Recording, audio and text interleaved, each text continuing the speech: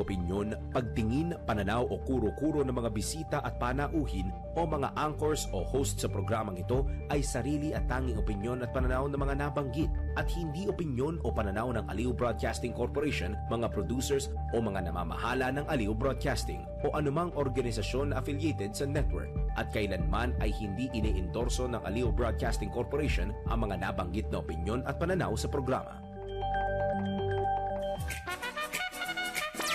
Narito na ang inyong hinihintay, ang programang magpapakita ng di nakikita. Ang nakatago ay ilalabas niya. Yes, yes, yo! Topacio! Programang maraming ilalantad na mga sorpresa. Yes, yes, yo! Topacio! At ngayon, narito na po sila, ang mga kwento niyang ating mapapakinggan. Si Mr. Yes, Yes, Yo, Attorney Ferdy Topacio. Yes, yes, yo! Topacio! Yeah, mga kasama! Nagbabalik sa araw na ito ang Yes, Yes, Yo! Topacio, ating petsa, August 14. Tama ko? Yes. Diba? Galing ko. Ating araw, yun ang araw. Ano ba ngayon? Thursday! Hindi Webes. Thursday. Webes. Thursday. Ayoko, Mag-aaway Webes. tayo dyan. At ang ating oras Alas 11:03 ng umaga. at Tony Ferdy, Mr. Sex Appeal, Topacio, pogi na, macho pa nga. Oh, yeah. Bumabati po sa inyo ng mabuhay po kayo at lahat ng ugat sa inyong katawan ngayong araw na ito. At siyempre, ang palagi nating kasama, walang iba kundi si... Miss Juvie de Guzman. Yan, oo. Ayan, boss. Alam mo naman. Grabe, Ma'am Jubes, ano? Opo. Talagang in full force yung mga talking heads ng mga yellow lalo. Ang daming boss. Labas si Coco Pimentel kanina na pinapakinggan natin. Opo. Hindi ko maintindihan. Sabi ni Coco Pimentel, hindi daw dapat in-archive. Kasi pag ni-revive daw, magulo. Dapat daw status quo. Coco, ikaw naman ay bar top notcher. Ano bang hindi mo naintindihan sa immediately executory? Yun lang ang intindihin nyo. Tapos na ang usapan eh. Kung saan-saan nyo pa pinaiikot. Kaya natatalo ka sa Marikina eh. Nakakonsumi sa'yo mga tao. Paikot-ikot kayo. Iba talaga yung na-appoint ang asawa, parang Coco, sa gobyerno. Nawawala. Bilang diplomat, ano? Nawawala yung sobriety at saka yung logic at pinipilipit lahat ng bagay, maipagtanggulang ang gobyernong nag-appoint sa iyong asawa. Naintindihan naman kita. I feel you, baby. Pero, si Manang Laila, ganun din, di ba? Yung taong noong nag-absuelto siya, ay ang unang-unang pinasalamatan niya, hindi kanyang abogado, hindi yung korte, kundi ang Pangulo. So, alam na. Pinipilit na naman itong kaboting ito, ha? Na yun daw ginawa ng Korte Suprema ay naging sanhi ng panghihina ng checks and balances. Paano nangyari yun, Manang Laila? Paano nangyari na nanghina ang foundations of checks and balances? Natakot ka pa, di ba? Nag-sorry ka na sa Supreme Court kung ano na sinabi mo. Nagtago ka pa sa privilege speech para ikaw ay hindi makontempt. Pero meron na rin na nasabi mula sa iyo na pwede na rin for contempt. Idagdag natin to doon sa contempt of court na ginawa mo at tireklamo ka nung hindi mo sinunod yung TRO. Kaya na, we feel you also eh. Hindi mo naman ginagalang kahit kailan ang Korte Suprema. Di ba yung TRO? Di ba? Hindi mo naman ginagalang yung batas, di ba? Sinabi na kapag ang abogado, they should lead exemplary lives. Maging uliran sa mga mamamayan. Anong ginawa mo? Nakiapid ka sa may asawa. Di ba? Kaya na iintindihan namin kung bakit hindi mo ginagalang ang batas. Bago i-analyze mo naman kasi yung sinasabi mong ang impeachment ay mahirap nang gawin. Hindi po mahirap gawin. Lalo ngang pinadali para wala ng question-question. Tuparin nyo lamang yung due process requirements. Ano bang mahirap gawin? Ano bang sinasabi ng Korte Suprema?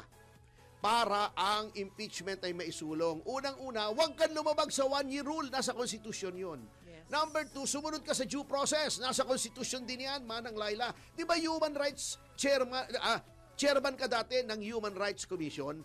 Ba't ayaw mong sundin yung human rights, yung due process clause ng konstitusyon? Kailangan lamang naman, bago magbotohan kung i-impeach o hindi, ay bigyan ng kopya ang bawat congressman. Kopya ng articles of impeachment at yung mga ebidensya. Ayun. Due process Doon sa committee hearing, dapat din bigyan ng pagkakataon na madinig yung ini-impeach na tao. Natatandaan mo, Manang Laila, noong hinihiring yung usapin tungkol sa bilibid drug trade na ikaw ang involved. Ilang beses kang pinadalhan ng Committee on Justice sa pamumuno ni late Congressman Ray Umali. Binigyan ka ng pagkakataon na ikaw ay dumalaroon either by yourself or through a lawyer para pagtanggol ang sarili mo. Hindi ka dumadalo, pero binigyan ka ng pagkakataon. Ng chance.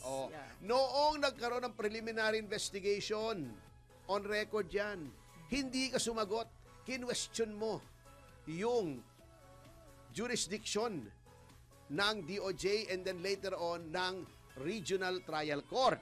Sabi mo, dapat sandigang bayan. Hindi ka sumagot. Kayabangan mo, yan ang nangyari, di nakulong ka. Naabsuelto ka. Dahil yung recantation that I strongly disagree with, pero ginagalang ko yun. Okay. Pero, the fact remains, ikaw nga hindi mo rin ginalang ang Supreme Court. Di ba nag-forum shopping ka, kinagalitan ka? Kasi nag-file ka ng motion to quash sa RTC, nag-file ka ng certiorari sa CA, nag-file ka pa ng certiorari sa Korte Suprema, sabay-sabay. You engage in forum shopping, which is contempt of court, pag-deliberate. Kaya, naintindihan ko na wala kang paggalang talaga sa mga hukuma natin. Okay lang yan. Pero, ikaw naman ay abogada, ano ba namang excuse mo na hindi mo alam ang batas? Immediately executory nga. Coco, Laila, immediately executory. Babagalan ko, immediately, ibig sabihin, agad-agad, Yes. executory, dapat ipatupad. Yes. I-combine natin, immediately, executory, agad-agad, dapat ipatupad. Yeah. Okay, ha? Okay, naintindihan niyo po yun. Madali lang po Hindi bali na si Senator Juan Bol. Okay lang 'yon. Hindi naman abogado 'yon, pwede na. Hindi bali na si Risa. Dahil 'yon binabasa lang niya kung anong ipasa sa kanya. Nagkamali yung nagpasa, nagkamali din siya. Yan. Hindi bali si Bam Aquino. Hindi bali na 'yan. Kayo ay mga abogado, haller. Si Kiko Panghilinan hindi pwedeng hindi bali. Sa bagay, pwede rin nating sabihin, hindi bali na. Si Kiko Panghilinan yun Yes.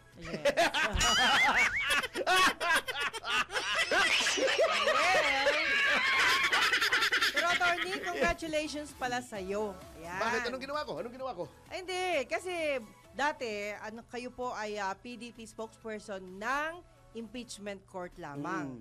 And now, hindi na ang buong grupo na ng PDP, right?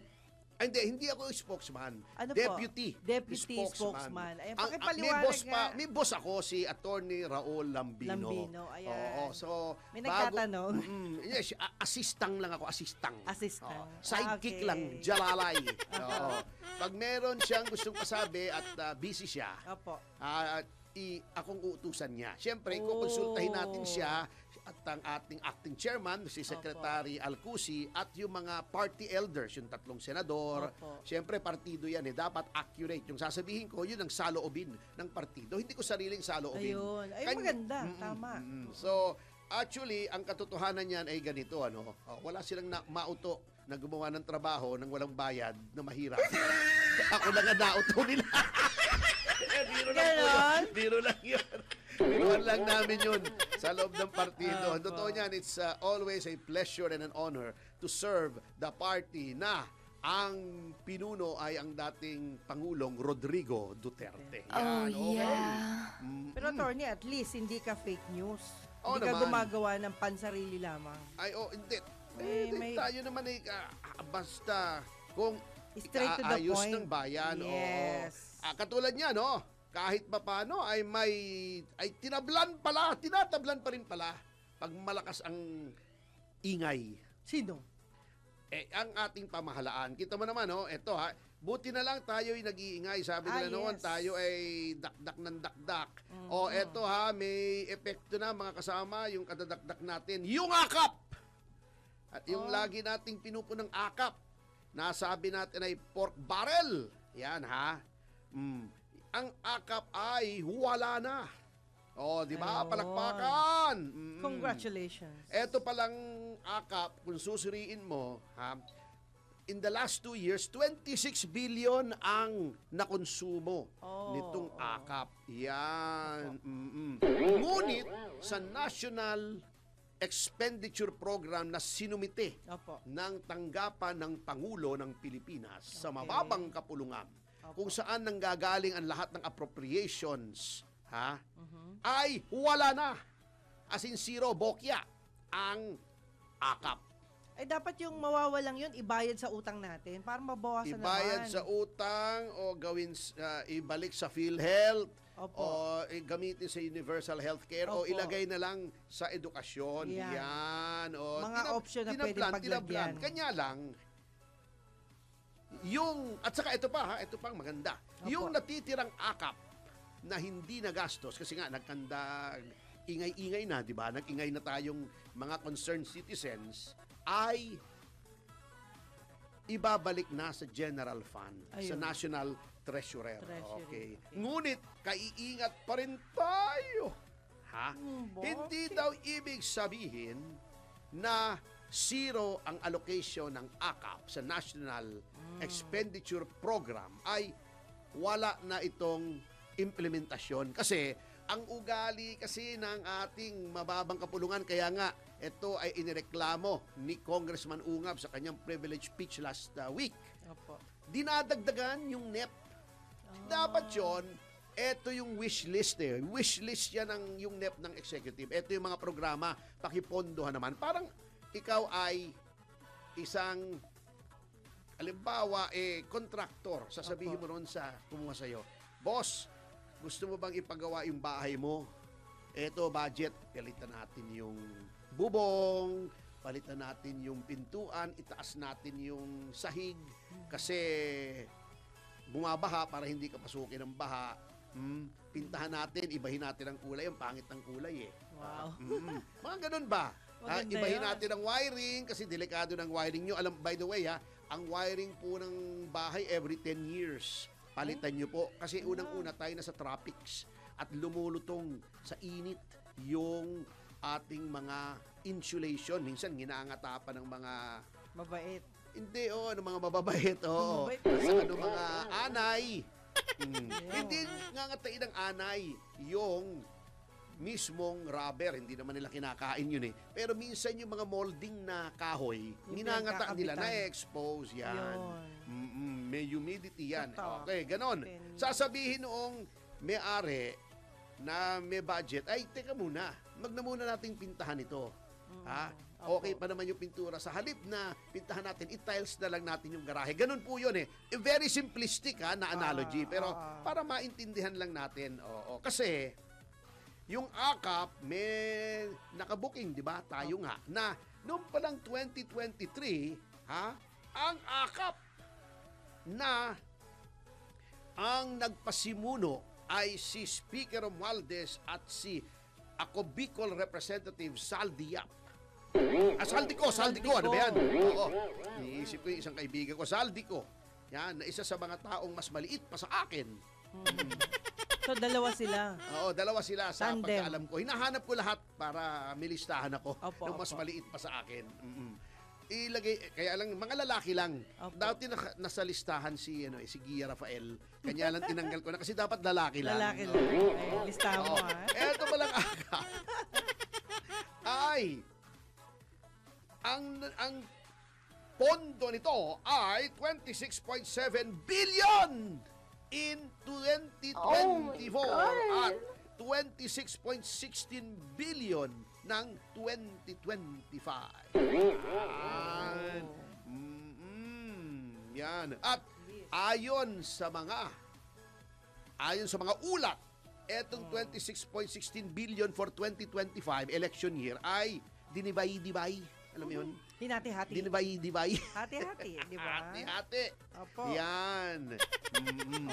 Kung saan ang mga miyembro, hindi naman lahat, no? Ang mga miyembro ng House ay nagdibay-dibay ng 21 billion. Wow. At may mga senador, hindi naman lahat, ay nagdibay-dibay Salary sila. ng 5 bilyon. Kasi inalis na yan, di ba? Opo. Natatandaan mo, may akap. Opo. Nagkagulo, inalis. Uh-huh. Ngayon, sabi, bigyan natin ng Senado ng 5 bilyon. O, biglang binalik. Yan ang hindi ko naman gusto ng ginawa ng Senado noon. Oo. Tinanggap Yan, oo. At ang maganda sa budget ngayon, kahit papano nakinig si Pangulong Marcos Opo. doon sa hinaing natin na bakit ang edukasyon ay naging mas maliit ang budget kesa sa DPWH. Ngayon, itinama na. Ayan. Kasi nga, inireklamo yan di ba? Hanggang Opo. sa Korte Suprema, nakabinbin pa rin ang kaso niyan. Kung bakit ang edukasyon ay mas maliit na ngayon. Ang nanguna ay DPWH. Oo na, ito ay sumasalangsang sa ating saligang batas. Okay ha? Okay. Ang budget na ngayon ng Education, Department of Education ay 6.793 trillion. Oh, yeah. Trilyones. Hindi trilyanes. Walang silbi yun. Nawaran pa. Oh, trilyones ha. Oh. Yan.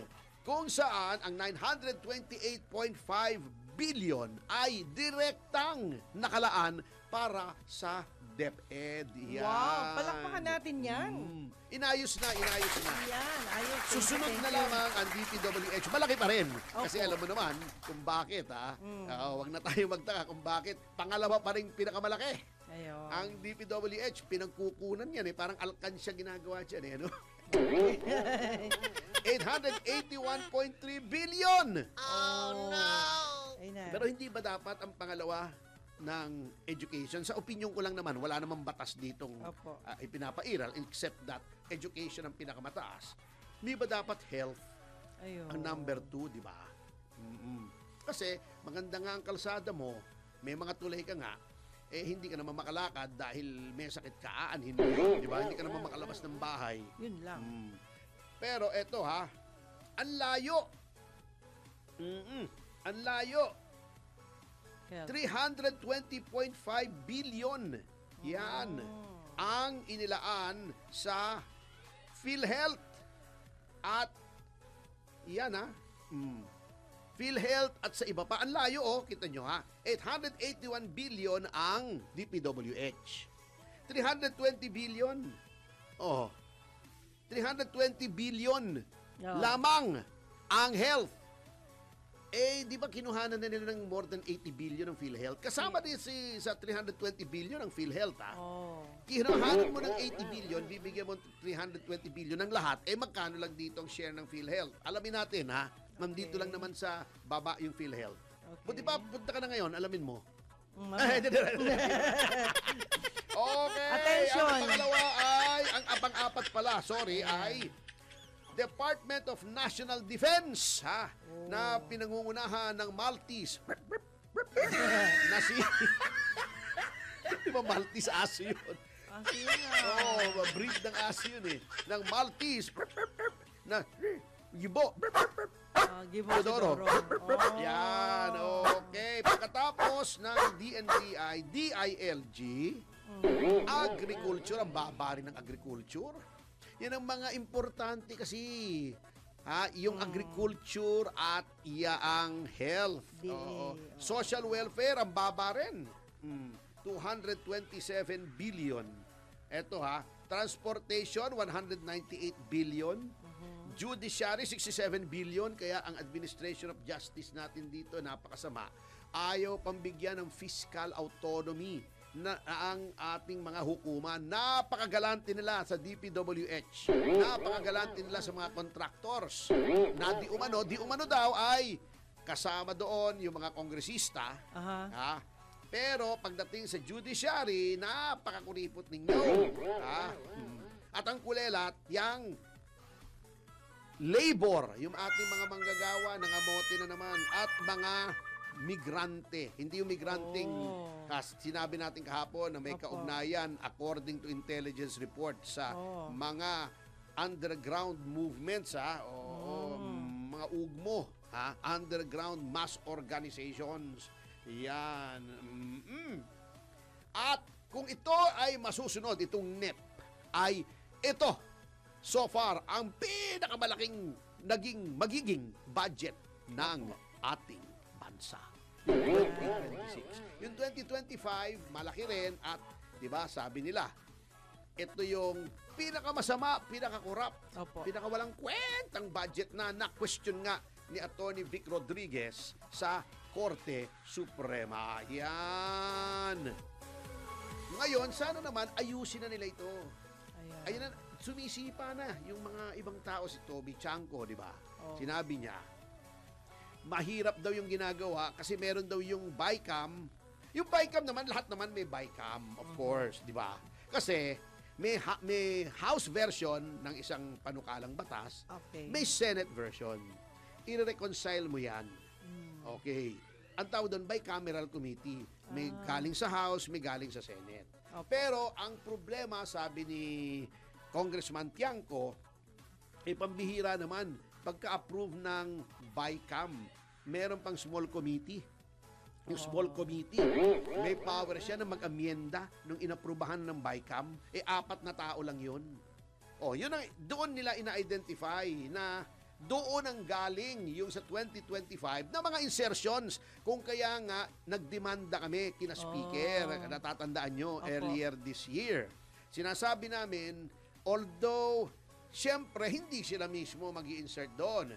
It must have been made under their direct control and supervision. Yun ang sinasabi namin. Yun ang nangyari. At ang problema pa, meron pa rin, lumiit lang. Pero meron pa rin yung unprogrammed funds, doon nang gagaling ang corruption sa unprogrammed. Niliitan lang nila. Eto may 249.98 billion pa rin. Mas malaki pa sa budget ng DSWD. Can you imagine? Unprogrammed. Ito ang mahirap Yung unprogrammed can be anything Parang blank check yan Di ba? Although lumiit siya kesa sa dating unprogrammed na 363 billion, malaki pa rin.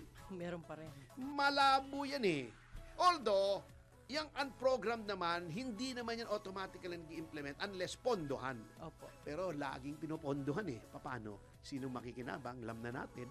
Anyway, magpapatuloy po ang ating pag-aaral, mga magulang at mga kapatid, sa pagbabalik ng Yes, Yes, Yo, Topasyo! At sa mga commercial information, sa palalahan na po ay kasi news, breaking news, news, kung ano na mga turumahan, ating oras! Alas 11:25 ng umaga! 1, 2, 3, Yeba! WIZ News Catch Up. News Catch Up. Pilipinas, narito na ang mga tamang balita sa oras na ito. Pagsibak sa pwesto sa opisyal ng gobyerno na sangkot sa katiwalian sa flood control projects, ipinanawagan sa Senado. Ang detalye mula kay Patrol 19 Celi Ortega Bueno. Dapat daw na may gumulong na ulo sa issue ng katiwalian sa flood control projects. Itinihag ni Senator Erwin Tulfo matapos isiwalat ni Pangulong Bongbong Marcos Jr. ang 15 kontratista mula sa mahigit 2,000 accredited na contractor na nakakopo ng 20% na mahigit 500 bilyong piso na pondo para sa flood control projects. Giit ni Senator Tulfo, kahit pa taga-Congress o taga-Executive Department ang sangkot sa katiwalian tulad ng Ghost Flood Control Projects, dapat na mapanagot dahil sangkot dito ay taxpayers' money. Ayon sa Senador, hindi mangyayari ang sinasabing anomalya sa mga infrastructure programs ng pamahalaan kung naging maingat at maayos ang pagpapatupad nito. Suportado ni Senator Tulfo ang hakbang ng Pangulo na paimbestigahan at isiwalat ang mga sangkot sa katiwalian sa infrastructure program ng pamahalaan, partikular sa flood control projects. Dapat lang anyang may managot lalo na sa bahagi ng mga opisyal ng gobyerno. Hindi naman masabi ng senador kung walang kasamaan siya sa Senado na may connection sa mga na iniimbestigahang kontratista. Walaan niya siyang personal na impormasyon sa posibleng pagkakasangkot ng sinuman sa mga kapwa niya senador sa issue ng flood control projects. Ikinalugod din ng senador ang nilunsad ng Pangulo na website na Sumbong sa Pangulo, isang online portal kung saan maaari magsumbong ang publiko hinggil sa status ng flood control project sa kanilang lugar. Ayon kay Tulfo, ngayon anya tayo nasa digital age, maganda ang inilunsad na Sumbong sa Pangulo na kung saan umaasa si Tulfo na sa pamamagitan ng naturang website magpapatuloy ang partisipasyon ng publiko kahit patapos na ang termino ni Pangulong Marcos. Ito sa Patrol 19, Sally Ortega Bueno para sa impilang metodong lakas sa DWIC. Nagbabalita ng tama, naglilingkod ng tama. DWIC News Catch Up. News Catch Up. Publiko muling binalaan ng pamahalaan laban sa tuklaw cigarette. Alamin ang detalye mula kay Patrol 13 Gilbert Perdez. Muling nagbabala sa publiko ang pamahalaan laban sa paggamit ng tuklaw cigarettes na kamakailan ay kumalat sa social media at nagdulot ng pangamba matapos mag-viral ang ilang insidente ng pananakit daw at pagkahilo ng mga gumagamit nito. Sa Bagong Pilipinas ngayon public briefing, sinabi ni PDEA spokesperson attorney Joseph Frederick Kalulot na ang yosi raw na ito ay may itim o dark brown at gumagamit ng dahon mula sa halamang tinatawag na Nicotiana rustica. Paliwanag ni Kalulot, ang halaman na ito ay karaniwang tinatanim sa hilagang parte ng ilang bansa sa Southeast Asia at maging sa North America kung saan kilala ito bilang Aztec tobacco. Naibaan niya ito sa karaniwang Nicotiana tobacco na ginagamit naman sa pangkaraniwang yosi. Anya malaki ang pagkakaiba ng nicotine content ng dalawang uri ng tabako na ito. Habang ang Nicotiana tobacco naman ay may lamang 1 hanggang 3% nicotine. Ang Nicotiana rustica naman anya ay may halos 9%. Batay naman sa pagsusuri ng PDEA Laboratory, sinabi ni Kalulot na natuklasang may halong synthetic cannabinoid ang sigarilyo na ito at isa raw sa dahilan kung bakit nagkakaroon ng masamang epekto sa kalusugan yung ng mga gumagamit nito. Naging sanhi pa raw ito ng ilang insidente kung saan nangingisay ang mga gumagamit matapos ngang magyosi. Patrol 13, Gilbert Perdes para sa himpilang may todong las DWIC. Nagbabalita ng tama, naglilingkod ng tama. DWIC News Catch Up. News Catch Up. 10 bilyong pisong pondo inilaan para sa benteng bigas meron na program ng pamahalaan. Detalye mula sa report ni Patrol 30 Jelly Mendez. Kabuuang 10 bilyong piso ang inilaang pondo ng Department of Budget and Management para sa benteng bigas meron na program ng pamahalaan sa ilalim ng 2026 National Expenditure Program o NEP. Ito ang kinumpirma ni Budget Secretary Amena Pangandaman na ang BBM Rice Program ay nakapaloob sa mas malaking programa na National Rice Program at may kabuuang alokasyon na 29.9 billion pesos na mas mataas kumpara sa 21.7 billion pesos na budget sa ilalim ng 2025 National Budget. Ang naturang pondo ay para matiyak na mapapalawak ang akses sa mas abot kayang halaga ng bigas na ibebenta sa mga pamilihan at kadiwa sites. Bukod pa dito ay itinaas na rin sa 30 billion pesos ang Rice Competitiveness Enhancement Fund matapos maisabatas ang amyenda sa Rice Tarification Law. Sa kabuuan, mayroong 256.5 billion pesos na pondo ang agriculture sector kung saan ay nahahati ito sa 153.9 billion pesos para sa Department of Agriculture, 45.1 billion pesos para sa National Irrigation Administration at 17.4 billion pesos naman para sa Department of Agrarian Reform. Samantala maglalaan ng 2.1 billion pesos para sa pagtatayo ng kauna-unahang National Agricultural Food Hub sa Clark, Pampanga na hindi lamang maglalaman ng karaniwang produktong pang-agrikultural at kundi magsisilbi rin bilang pasilidad para sa imbakan at pagproseso ng mga ani ng mga magsasaka at traders. Ito si Patrol 30. Jelly Mendez nag-uulat para sa impilang may todong lakas sa DWIZ. Nagbabalita ng tama, naglilingkod ng tama. DWIZ News Catch Up. News Catch Up. At iyan ang mga tamang balita sa oras na ito. Mag-follow at subscribe sa lahat ng DWIZ Digital News accounts, Facebook, Instagram, YouTube, TikTok, X, DWIZ News App at DWIZ News website. Ako po si Gia Rafael, nagbabalita ng tama, naglilingkod ng tama. Mga kasama, nagbabalik ang Yes Yes Yo Topasyo sa oras na alas 11:35 ng umaga. Eto po si Atty. Ferdy Topasyo. At Miss Juby de Guzman. At syempre po, sa ngayon ay narito na tayo sa ating paboritong bahagi na Pinamagato.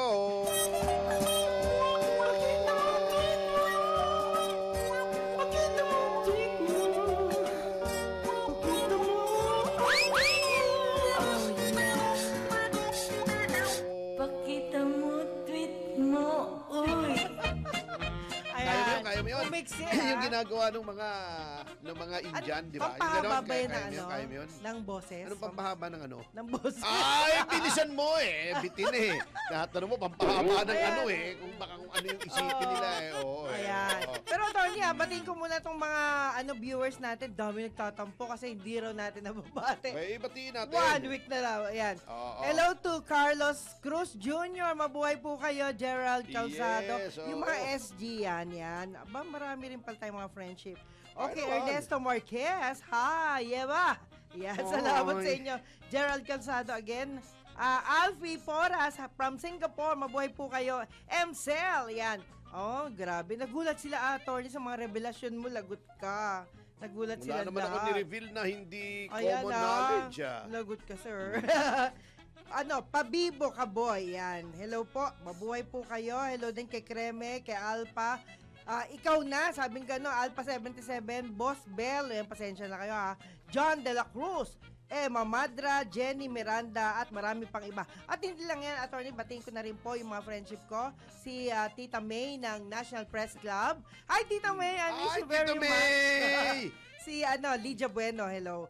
Marisa Malyari, Anong Pascual. Si Tita Tess Zapra, ayan. Si Tet, hi Tet, ayan. Jojo Posada, salamat po. Of course, si Telma Ariel Pineda. Si Emerson Labandia, at marami pang iba. Ayan, maraming pang iba. At Back saka to you, meron sir. pa. Labanos Mustasa. Kasi ang dami talaga. Hindi, marami. Kasi Oh, yung diba? iba sinasabi, kaya daw marami tayong binabati, Atampo wala tayong sila eh. topic. Atampo. Paano naman nag-abala naman yung mga tao na diba? mag-message. Appreciation So, yan. si Erika, watching from Singapore. Gerald Hi. Calzado, yan. Mabuhay kayo. Ronnie Eclarinal. Hi, Paano mabuhay kung po. reenactment? Yan. Ano ba yan? Oo, Kula Sisi, yari na naman ang national budget natin. Yun. Susubukan po nating bantayan. Yun Marami na. na nagbabantay ngayon kesa dati. Oh. Yan, Alfredo. Si Gerald Calzado itong ating original na. Yeah.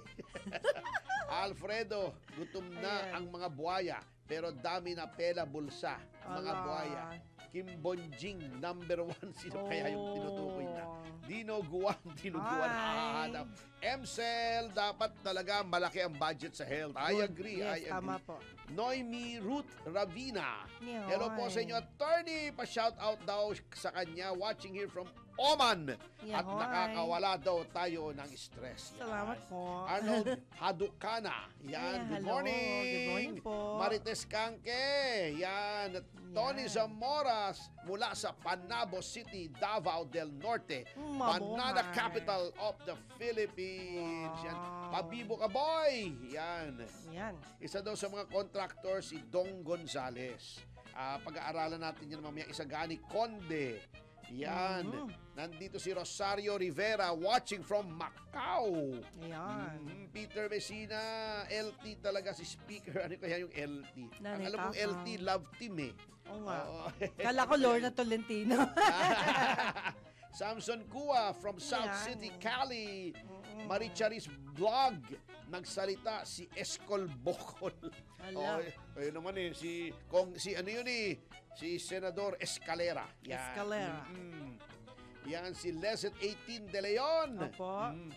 galing daw siya sa lugar na may pinakamaraming flood control. Bulacan yata yun, ano? Yun. Kung hindi ako nagkakamali. Yeah, opo. Sabi nga Tinambakan. ni late Ferdinand Marcos Sr., kung ako'y hindi nagkakamali, ako'y tama. May tama ka. Sabi Siyempre, Yan. nabanggit na natin to si Marie Cris Roldan. Yan. Watching from Oman din. Joe Muadib. Yan. Ay. Napapanood nyo ba po si Claire Castro? Yan. Grabe na i-connect niya kay Duterte yung staff sa Senate na nagjujuts. Lahat na lang. Yung mga spokesmen. May napanood mo ba rin itong si Princess Abante? Tingin ko medyo hawig ni kay Giuliano Pariscova. Hindi po Hindi, medyo hawig. Tingnan mo mabuti. Ang galing mo talaga, sir. Hindi, wala naman ako sinasabi. Sabi ko lang hawig kay Hawig, Giuliana oo. Pariscova eh. Maganda rin. Hindi, oo. Naging artista ko yun doon sa Deception. Yung aking unang-unang pelikula Opo. na ang aking bituin ay si Miss Claudine Barreto. Yan. Ayun. Eduardo Garcia. Ay. Yan. Yun. Etong si So. Ramon Luz Vimindal Yabe watching from Hi. Hong Kong. Yups. Ako si Bong. Hi, Madam Juvie. Hello. Yan. Oh, Wow. kaibigan pa rin si Jess Bartolome ng Banyuhay. Ay, hello po, sir. Tinuturuan ka daw niya maglaro ng bass guitar. Oh. Itong si Jess Bartolome. Kailan? Ano siguro to kapatid ni Ka Heber. Diba? Siguro po. Oo. Kala ko anong tinuturo sa iyong paglaruan eh. Oo. Ay, Si ganun, hindi ko Madeline alam. Pinpin from Paris. Hello. Iyan. Oo, Vicky C. Umabot daw siya sa live stream. Salamat po, GLT, watching from Qatar. Yahoy. Sabi niya, Rim Ahmad, ayaw tanggapin ng HOR ang desisyon ng SC, syempre. Yun. Si Josephine Red Salvador. Swine, narito rin, Maruf Versosa, pa-shout out daw, yes, so. Yan. Hi, Maruf AL. Haba naman commercial dito. Ganon.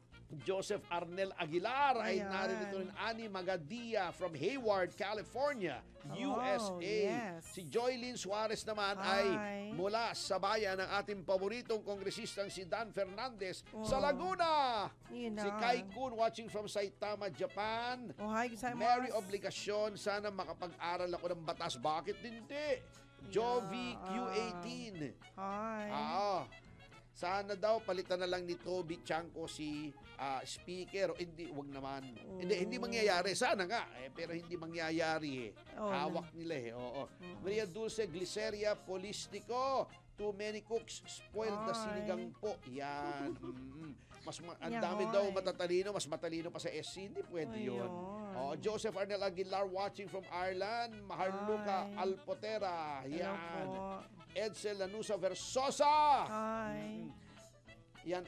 Si Mabuhay Jocelyn kayo. Capillar, Davao City. Yan. Sabado, Hong Kong. Yan.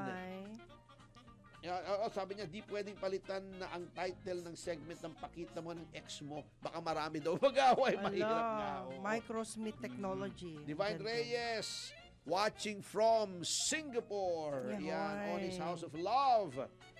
Wala daw kalalabasan yung imbestigasyon ng kamera, magiging moro-moro lang. Tama yun, dapat hindi sila mag-imbestiga, dapat independent body, dapat si Mayor Magalong ang chairman. Sana marinig ni Pangulo. Yan, si Gerald na banggit na natin, Aida Schroeder from Germany, Maria Elizabeth Logan, Ferdinand Mendoza, Israel Pinay, Mix Cuisina, watching from Hong Kong. Yan. Okay, sino ba? Ang dami, pasok ng pasok. Leonora Quintana, good day din po sa inyo. Ginalyn Isaac, yan.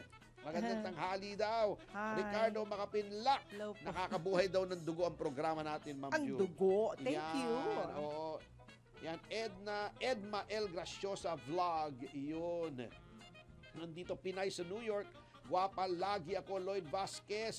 At ang mga hindi na natin mababanggit dahil sa kakulangan ng oras ay sina Gerald, sina Ana Santos, Hyper QL, Felipe Apari, Angelito Rivera ay hindi na natin mababanggit, pati si Merly Galagate ay hindi na rin natin nabanggit, pati ni si Arnel Laudit. Si Michael Guy, Rolly Mende Tomas, yan. Hi. Si Ryan Ang, yan, si William Gatchalian, si Willie Keng. Okay. Si Alex Cruz, Opo. Louie Nascamboa, Jerry and Jeric Chua ay palagi nanonood. At meron ba tayong words of wisdom from Kat Tirso bago tayo mag-break? Wala po ako. Oh, wala Okay, ba? sir. Anyway, kung makikita ko, ay sasabihin natin, Ay, matapos makabalik ang Yes, Yes, Yoto Pasyo. Ang oras, alas 11:45 ng umaga. 1, 2, 3. Yeah! Yes, yes, yo! Yeba! Nagbabalik ang Yes, Yes, Yoto Pasyo ating oras. Alas 11:48 ng umaga. Ayan, Atty. Ferdinand Topacio. At Juvie de Guzman. O, may pasabi mo, meron kang hindi babanggitin. Maraming singit dito. Dami attorney. Ayan na Paano naman ba ang ito? singit na yan eh. Nawala Para ka na. naman si speaker eh. Ayan yung, yung taga-Taiwan. Yung taga-Taiwan. Oo, si Hello Willie po. Tolentino.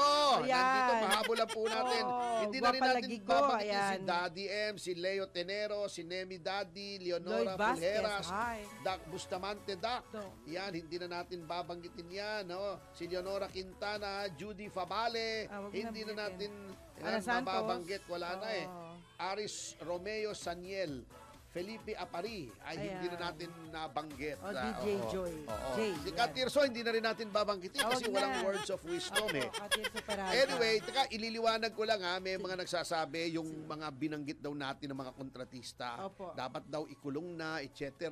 Teka muna po ha, consistent po tayo dito.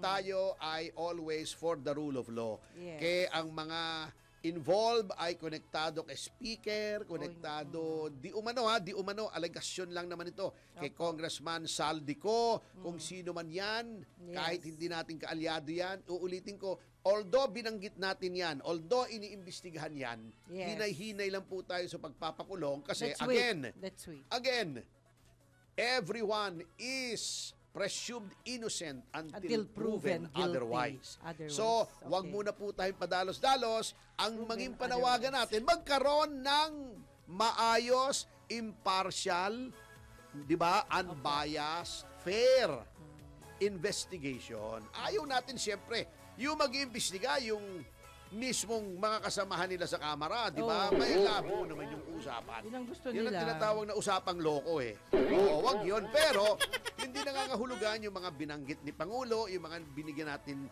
yung nilagay natin sa listahan natin na binanggit Opo. natin, ay may kasalanan na po until they are proven innocent. I'm sorry, until they are proven guilty, they are Yeah. presumed innocent. Mahabang proseso. Let justice take its course sa pagdating sa mga bagay na ito. Malay mo naman, may paliwanag, di ba? Maganda Oo. rin magpaliwanag si sir, yung anak ni Presidente Bongbong Marcos. Si Sandro. Si Sandro. Oh, ano Sabi paliwanag niya? hindi pwedeng sila rin ang mag-iimbestiga sa kanila. O, tama sarili. naman yun, tama Kaya, yun. Oo. pareho kayo. Oo, purihin natin si Sandro Marcos. yan. Oo. Oh, yeah. Di ba, Nene noon Daddy, binabatikos UAE. din natin yan kasi Opo. gumamit sila ng private plane. Opo. May dala-dala pang yung girlfriend niya, si Yan. Alex Samiro, Opo. ay may dala pang tuta. Sa madaling salita, nagkatuta na sila. Oo. Nagkaroon sila ng tuta! Nagkatuta na sila! Oo, dala-dala nga yung tuta eh! Ang bihira ka naman. Anak ng tuta talaga. Oo. O, di ba, yung mga magsing-irog ngayon, usong-uso, nagbibigayan sila ng Yeah. tuta. Oo, nagkakatuta sila. Bravo daw, sabi ni Daddy M. Minsan buwan-buwan, nagbibigayan sila ng tuta. Buwan-buwan sila nagkakatuta. Oo. Tapos, Oh, tapos. yeah. Oo, okay. Ano na, tututa na. Anyway, Okay. iwanan na muna natin yung mga pagkakatuta na yan. At meron tayong panauhin. Yes. Oo. Oo. Ikaw na ang magka-introduce, Manang Jubes. Yes, alam nyo, isang malaking bagay ho ito para dun sa mga hindi ho nakakarinig. Yan. Baka marinig nyo lang ho ang pinakamagaling na moderator para sa akin. Moderator na sarili niya ang produkto. Ayan, si Rafael Serrano. Magandang umaga po, Rafi. Good morning, attorney. Good morning, Juvie. Miss Jovi. Yeah. Good morning, Yes. Mr. Serrano. Ang tanong ko lang unang-una, ano yung si Hamon? Hamon. Hamon Serrano. Hamon Di ba? Serrano. Sikat sa Espanya yun eh. Yung Hamon Serrano. Hamon Serrano. Oo. Ba, hindi ko ho. Ganun ba? Oo. Palagay ko, sounds like lang. Ayun, oo. Kaya- Si Pani Serrano, hindi ko ho kamag-anak. Hindi rin. Sigurado kayo, ha? Medyo hawig kayo, eh. Anyway, ikaw na Pero attorney, guess mo siya kasi kayo po ang nagkita sa Oo labas. naman. Yes. At, Oo, nagulat nga ako nung nagkita binanggit kami. niya. Oo, kasi nagkita kami sa Asian Hospital. Yun. Pina-check up ko yung puwet ko. Oo. Talaga? Yung aking lubot. Ay, Oo, yeah. Eh, ang importante. Masyadong malaki daw. Yun ang diagnosis. Oh. Masyadong malaki yung puwet ko. Problema. Ay, grabe ka, Tordy, ah. Pero yung kay Rafi, ano yung sa inyo po? Well, ang Yung kanyang puwet? Hindi, yung Ayaw mo liwanagin eh. Oh. Okay. Kaya nga nung nagkita kami ni attorney sa Asian, pakilala ako, siyempre, di ba? Opo. Ako mismo lumapit at Oo. sinabi ko sa kanya na ang company na kinikerry ko ngayon as sales and marketing consultant ay ito pong grupo hearing. Grupo. Grupo. GRU. GRUPPO. Grupo. Parang Grupo to. Italian. Italian. Oo, Italian. Diba? grupo. Oo. Aha. Tama. So, yun ho ang company na ako po ay designated as the sales and marketing consultant. Ayan. No? Nagbiro pa nga ako sabi ko, yan ang kailangan ng ating administrasyon para marinig yung mga hinaing ng taong bayan. At mukhang naririnig naman. Narinig Mukhang na. napadalhan nyo na yung palasyo ng hearing aid. Nakarinig Okay. na. So, anyway. Ano po bang mga produkto nitong grupo? Okay. Yan. Kaya nga ho, ang company namin, ang tawag ho, talaga ang pangalan ay Grupo Total Hearing Solutions. So, pagdating ho sa hearing problems, we have all the solutions. Ano ho ang mga produkto na kinikerry namin dito? Ito po yung mga hearing aids. Hearing aids, puro doon sa mga mild to moderate na hearing problem na lang. Wala Pero na. pagka ho severe to profound, ay ang kailangan ho dyan ay yung Surgery na yata yan surgery at saka yun hong implant, cochlear implant na ho. No? Ayun. But basically, umpisahan ho muna natin dito sa hearing aids. Now, for your information, attorney and partner Jovi, Opo. ang statistics ho sa Pilipinas, sa buong mundo, about 10 to 15% of the total population, children, infants, and adult have hearing problem. Ano nga nyo? Ano sabi niya? Ano sabi niya? 10 to 15% ho ang may hearing problem. 10. Bata o matanda. Gaano karami may hearing problem? Ano 10 kanyo? to Ano kanyo?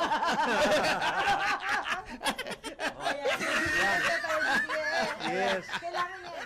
Correct. Now, mayroon ho Pero mga malaki bata- yun Malaking proportion That yun is right. Kung That's 110 Kung 100 persons, 110 may 15. million tayo. Yeah. Di ba? 110 million. Ang Pilipino. O di may more Laki than nun. 15 million people Yes. ang may problema sa pagdinig. And increasing.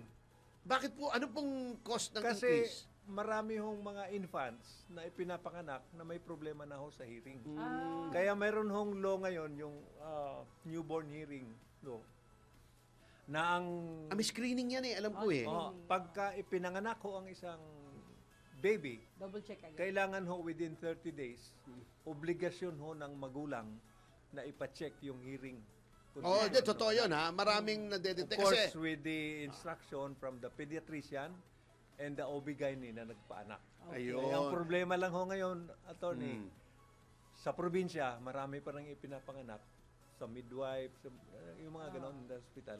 So, probably they're not aware of this law. Ngayon, hindi, madali lang namang implement yan di ba? Yes. Yung sanggol, pagka within 30 days ng kapanganakan, tanong mo, kumusta ka naman? Pag hindi sumagot, may hearing problem yun. Oo. Pag yung baby daw ay hindi man lang umiiyak o whatever, Wala na. ay Mahina medyo na may talaga. problema talaga yun. Hindi, talaga. At saka pag tinanong mo, kumusta ka? Hindi sumagot sa'yo. May hearing problem yun. Yes. Kasi yung tanong mo Oo. Yun ho, Ayun na, attorney, ayun ang mga batang lumalaki na deaf-mute. Kasi, kaya bakit deaf-mute? Kasi kung wala ka ng mga naririnig, how will you learn how to talk? Di ba? So, kailangan nyo ma-check. Ma-check ka agad. Okay? Dapat There's a pala. law under that. Oo. Pondohan yan. Pondohan, di ba? Paano nga ang liit nga ng health. ng budget sa health at saka sa DSWD, yan yung mga agencies Oo. Yes. Bakit po ganon? Bakit may mga pinapanganak na bingi na dati naman, sabi nyo, ang estadistika hindi naman ganun kataas? Mayroon nung tinatawag na juvenile type, no? Yung pinanganak pa lang may problema na. Maring hindi lang sa hearing, from some other organs also. Juvenile type po yan, mahirap hong sabihin kung ano ho ang dahilan. Ano? Okay? So, kailangan ho talaga ma-check ka agad. Now, ito hong aming grupo hearing, kaya ho tinawag namin itong total solution, kasi lahat po ng hearing problem, we have the solution. Ayun. From hearing aid to cochlear implant kung kailangan ho. No? Now, saan po matatagpuan yung inyong grupo?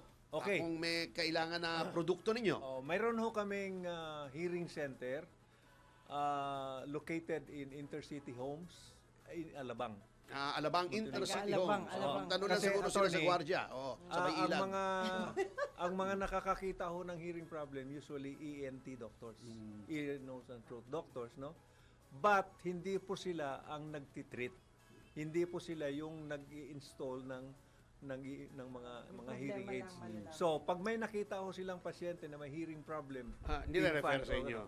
Nire-refer ho sa amin kasi audiologist po ang audiologist. Ngayon ko lang nalaman yun. Meron palang ganun, audiologist. Yes, audiologist po ang tumitingin dahil meron hong mga machine na ginagamit, na audiometry na ginagamit to determine kung ano ho yung extent nung damage ng hearing ng bata. Ako, minsan may hearing problems din ako Pag nagsabay-sabay yung hearing ko sa korte. Yan, may hearing problem ako niyan.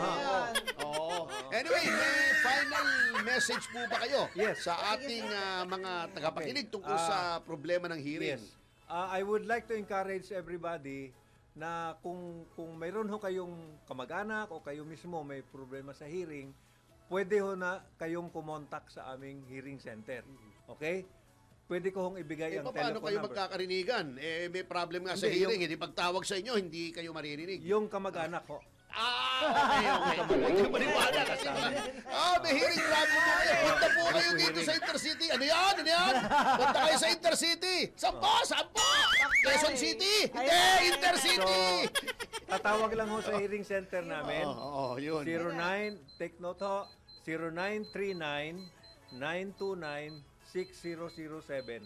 Okay, at sa notang yan. Pwede rin ho sa akin, Okay. Rafi Serrano, 0917-794-8854. Okay. At sa notang yan, we mga have- kasama ay magbibigay dana po tayo sa susunod na programang Balitang Bayan. Yan. With Drew Nasino. No. Ito po si Atty. Ferdy, Mr. Sex Appeal Topacio. Miss Jubilee Guzman. Mag-iwan po sa inyo makatagang susupil sa inyong pagnanasa. Kikitil sa iyong mga kasalanan. At hindi mo sa inyong kaisipan na huwag makiki-appeal. Mister, join us. 1, 2, 3. Yeba! Yes! Babayagin!